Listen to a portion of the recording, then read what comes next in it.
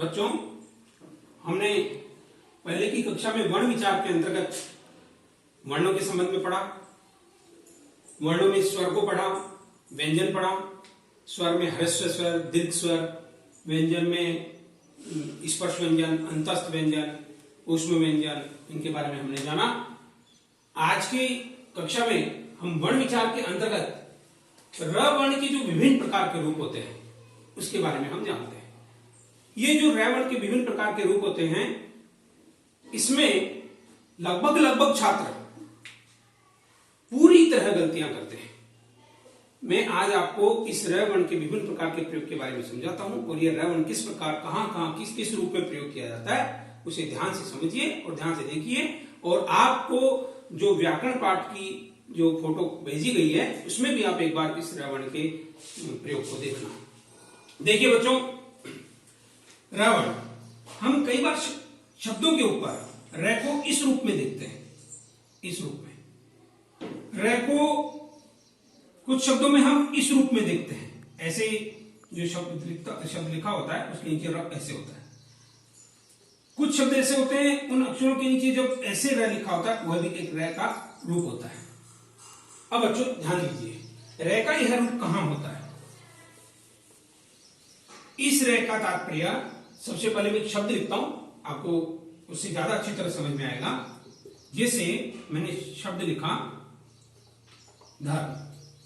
इस ध में ये जो र आया है, यह र बहुत सारे बच्चे जब इनका वर्ण विच्छेद करते हैं तो इस र को बाद में प्रयोग में करते हैं, अपितु यह बाद में नहीं है। मैं इसका वर्ण विच्छेद करता हूं। जैसे मैंने लिखा ध, इसमें आया अ, फिर है यहां पे र, और यह र जो है वो स्वर के बिना है, स्वर रहित है, इसमें स्वर नहीं है। फिर है यहां पर म, तो मैंने लिखा म और फिर आया अ। अब ध्यान से समझिए इस र का प्रयोग। इसका मतलब यह हुआ कि जहां पर भी यह र आएगा उसके पहले स्वर होगा। स्वर अब इधर से इधर व्यंजन में मिलता नहीं है।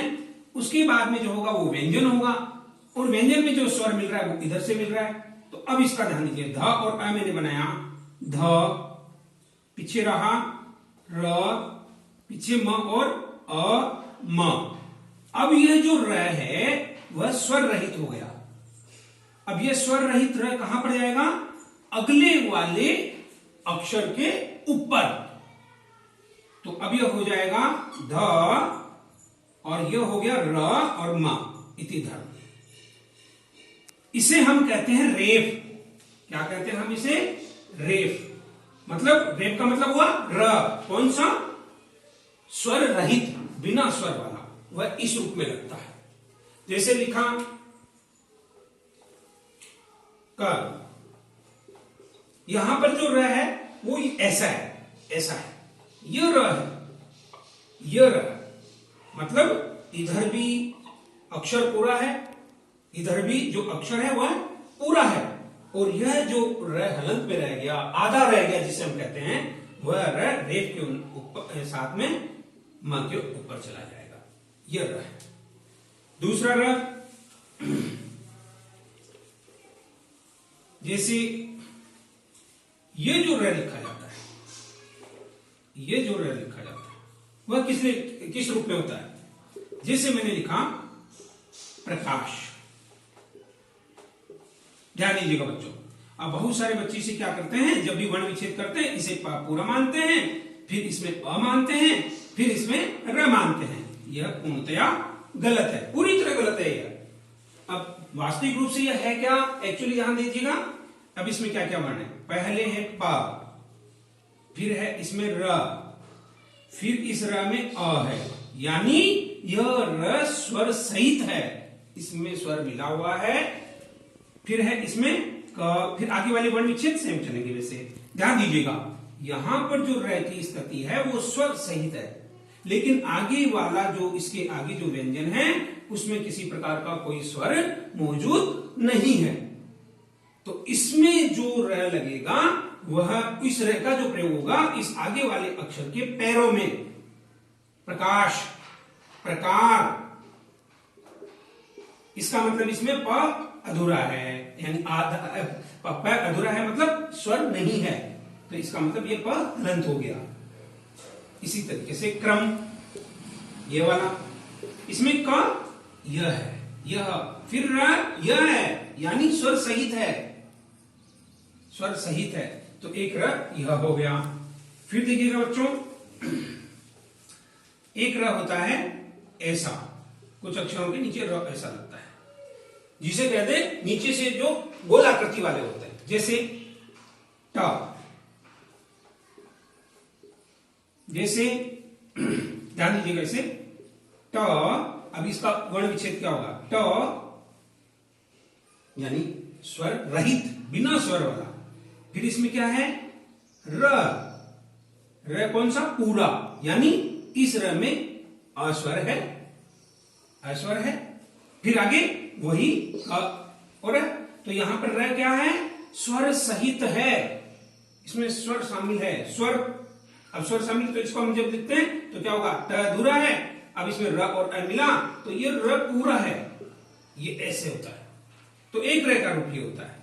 तो इस र का तात्पर्य हमेशा यही समझिएगा कि यहां पर जो र आया है वह र पूरा ही है, पूरा ही है। जैसे र पूरा है, तो ये र का विभिन्न जो रूपों के अंदर है, तीन रूप आपके सामने। एक चीज और, र जब श के साथ में लगता है, श के साथ में जब र लगता है, र का प्रयोग, तो देखिएगा ये संयुक्त व्यंजन कहते हैं इसे, लेकिन हम जो गलत मानते हैं, हम कहते हैं अक्षर ऐसा ही होता है, ऐसा हम कहा करते हैं, बल्कि ऐसा नहीं होता बच्चों, ध्यान दीजिएगा। अब जब यह श और यह र मिलता है तो बनता है ये श और यह र। तो अब इसमें जो र बना वो र पूरा है, अर्थात यह श प्लस र और अ। तो इसका यदि मैं इसको जैसे मैंने अभी हलंत लगा दिया तो मान क्या होगा इसका, ध्यान दीजिएगा, इसमें श आधा है, फिर र आधा है, लेकिन मैंने इसमें से हटा दिया तो इसका मतलब इसमें अ भी है। जैसे श्रीमान, समझिएगा, श र, ठीक, और स्वर कौन सा इसमें, ई, जो ई है, तो इसका वर्ण विच्छेद ही होगा, तो यह र का प्रयोग हुआ यहां पर, यह र का प्रयोग हुआ यहां पर, ठीक। अब देखिएगा र का एक और रूप, ये श और र के साथ में एक होता है स, इसके साथ में जो र आता है, इसके साथ में जो र होता है, इसको हम लिखते हैं स्र। अब इसमें भी क्या है, ध्यान दीजिएगा, जैसे एक शब्द लिख रहा हूं मैं, स्रोत, तो यहां पर क्या है, ध्यान दीजिएगा, स है वर्ण और उसके साथ में रो, रो का मतलब क्या हुआ, र और ओ, फिर आगे का वर्ण विच्छेद वही त और है, लेकिन यहां पर जो स है, ये इसको बहुत सारे बच्चे गलत लिखते हैं, बहुत सारे बच्चे क्या लिखते हैं, कैसे लिखते हैं इसको, स और त्र, ये स और त्र नहीं है, यह है स और र, यानी र पूरा, पूरा का मतलब स्वर सहित, जिसमें स्वर शामिल है। एक चीज, एक बहुत ज्यादा गलती करते हैं बच्चे, जिसमें बहुत ज्यादा, लगभग बच्चों को ये चीज अभी तक नहीं पता है, और इसे कभी नहीं भूले, कभी, बहुत काम आता है। एक है जैसे र, र में इस उ का प्रयोग और र में इस उ का प्रयोग, जिसको हम कहते हैं छोटा उ और बड़ा उ, ह्रस्व और दीर्घ उ, इस र का प्रयोग, जब यह र के साथ में इस स्वर को लगाया जाता है तो यह रू बनता है, और जब इस र के साथ में यह उ लगाया जाता है तो यह बनता है। अब देखिएगा, इन दोनों से कुछ बनने वाले शब्द में बताऊं, ये रू से बना रुचि। अब बहुत सारे बच्चे इसे क्या करते हैं, इसको यही समझते हैं, यही यही यही, ये गलत है, ये ऐसा नहीं है। इस र का इस रूप के साथ में प्रयोग, जैसे रूप, तो इसका मतलब यहां पर कौन सा है, र है और उ, दीर्घ उ, जिसको हम आज तक आम भाषा में जिसमें बड़ा उ, छोटा उ, तो ये र प्लस उ रू और ये र प्लस बड़ा उ रूप, तो ये रुचि और रूप, तो ये रह के विभिन्न प्रकार के जो प्रयोग थे। आप जरूर जरूर ऐसे शब्दों को, ऐसे वर्णों को जो बने रह के विभिन्न प्रकार के, आप देखिए, इनका वर्ण विच्छेद कीजिए, बार बार ऐसे शब्दों के बारे में प्रयोग करें, देखें उसे, समझें उसे। बहुत सारी गलतियां होती हैं, सुधारें उसे। और ये चीजें 6th क्लास में पहली बार आई हैं, तो आप इनको बार बार देखेंगे। अगले वीडियो के अंदर मैं आपको वर्ण विचार के अंतर्गत कुछ ऐसी चीजें बताऊंगा जो हम अशुद्धियों के रूप में दे सकते हैं। मात्रा की अशुद्धि कर देते हैं, वर्णों की विभिन्न अक्षर दूसरे लिख देते हैं, ऐसी अशुद्धि के बारे में अगले वीडियो के बारे में मैं आपको बताता हूं। और आप लोग इसे बार बार अपने रफ कार्य में, रफ कॉपी में इसे करें। कुछ शब्दों को अपने जो हिंदी व्याकरण की कॉपी है उसके अंदर भी रह के विभिन्न प्रकार के रूप लिखें, कि इस रह वाले आप लिखें वहां पे, इस रह वाले शब्द, तो आप रह करके और विभिन्न प्रकार के 3-4 शब्द लिखें। इस प्रकार के रह वाले 3-4 शब्द लिखें, इस प्रकार के रह वाले 3-4 शब्द लिखें, इस प्रकार के रह वाले 3-4 शब्द लिखें, इस प्रकार के 3-4 लिखें, यह वाला, ऐसे वाले, यह और यह, ये 3-4 प्रकार के इनमें शब्द लिखें आप। आपको बहुत अच्छा लगेगा और आपको लगेगा कि हमने बहुत कुछ सीखा इसके माध्यम से, खुद को अच्छा लगेगा। तो आप जरूर ये करें। हम मिलते हैं अगली क्लास में।